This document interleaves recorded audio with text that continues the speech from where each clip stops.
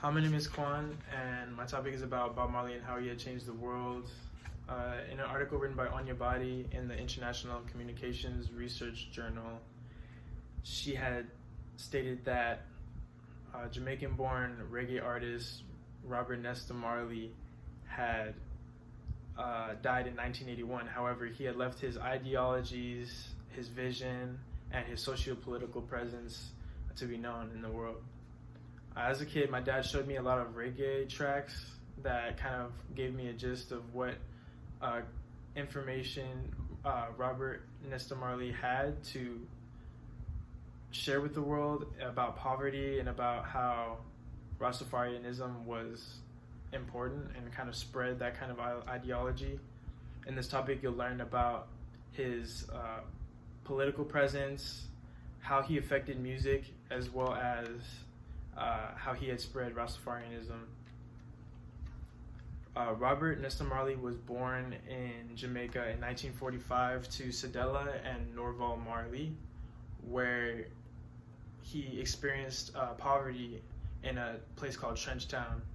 And this was a community filled with the poverty of Jamaica in the government tenement yard where he lived. And in this community, there was this group called the Rude Boys, and they would dress very neat, and they would be well put, but they would have swagger to them, and they would be kind of part of the violence in that community. However, Bob Marley had been called Tough Gong by this group, and he was well respected and well known in that group and within the community.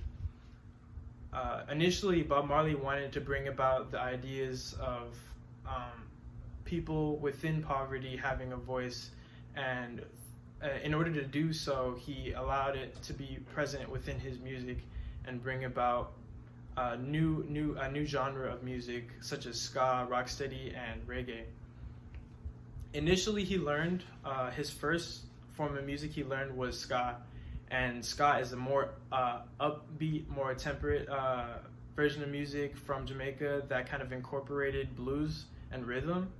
And this would allow for him to later form rocksteady, and rocksteady to later form reggae. In order to make ska, it was a combination of Caribbean calypso and mento as well. Later on in his musical career, he had formed a group called Bob Marley and the Wailers. They were called the Wailers because they were a group kind of voicing those that lived in poverty and those that didn't have a voice of themselves. So they were wailing from the third world, in other words. This group went to London to meet Chris Blackwell. Chris Blackwell was a record producer in London for Island Records, and he liked Bob Marley's music. So he wanted to put Bob Marley on the map, and in doing so, he allowed them to perform their album called Catch a Fire. And through listening to this album, it only sold marginally. However, the album spread to other artists such as Eric Clapton, who took this information and made a cover of one of the tracks called I Shot the Sheriff. And this would allow other artists to be introduced to Bob Marley and what he represented and the style of music that he was bringing about from Jamaica to the West. And later on, Bob Marley had eventually incorporated this into rocksteady style, and this rocksteady style would then be a more slow, more temperate beat that would allow him to talk about the socio-political problems within Jamaica. And this would really allow for there to be more of an understanding of what went on in the poverty of Jamaica and the government tenement yard that he was born in and that he had to grow up with. Later on in his life, he eventually incorporated Rastafarianism in the 1970s, and so did his wife. This allowed him to kind of change his style and kind of incorporate it into his style as a Rasta, and he would have dreadlocks as well. And the concept of Rastafarianism stems from those that believed Ethiopia was the modern that believe Ethiopia is the modern day Zion. Zion representing good, and Western society representing bad. Individuals such as Marcus Garvey had actually started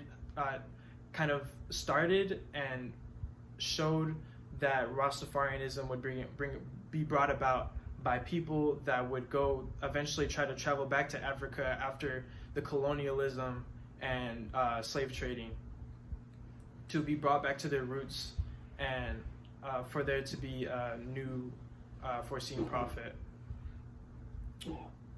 Ultimately, he had allowed Rastafarianism to be incorporated into his music, and he would then voice and spread music of Rastafarianism, and this allowed for Jamaica to culturally incorporate Rastafarianism as well.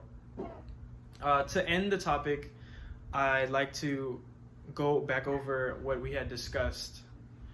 Bob Marley was not only was he a social and political presence within Jamaica, and as well as voicing it for others that lived in Jamaica and for others outside of Jamaica to witness and hear on the radio or on television.